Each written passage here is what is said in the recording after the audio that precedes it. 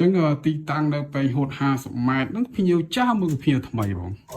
ជាវគាត់ជាចាស់ពីមុនក៏ដាក់5 6ពីមុនដាក់លុយងំនេះដូចជាទ្វារនេះជាទ្វារដាក់សេរីសាមុនដាក់មុនបាទបងបាទដាក់ឲ្យចង់មួយឆ្នាំជាងហើយនេះវានេះឥឡូវគាត់ជឿហឺដាក់ប្រភេទថែមទៀតអញ្ចឹងបាទថាសាមុនគាត់មានអរុយញោមផងមានសំណាញ់ការពារសត្វអត់ធម្មតាផងបងណាហ្នឹងហើយនេះ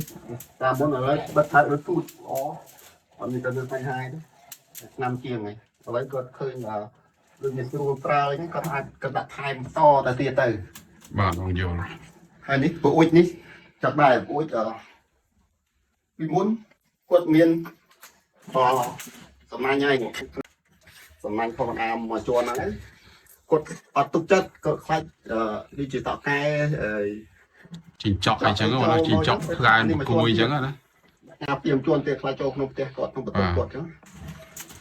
នេះឡើង3ជាន់ទឹកកញ្ចក់នេះគាត់បិទកញ្ចក់មួយគាត់ទៅចំណាយទៀតហើយបិទអានេះទៀតគាត់ធំលុយញោមទៀតហើយបោកទាំងចំហឹងដែកមួយទៀតឡើង4ជាន់ណាហើយ4ជាន់ក្នុងផ្ទះគាត់4ជាន់បាទបងបាទបើអតិជនត្រូវការតាក់ទងមួយកវ៉ាន់អាចតាក់ទងនៅលេខទូរស័ព្ទ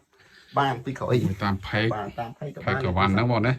គុណភាពសេវាកម្មនិងទំនុកចិត្ត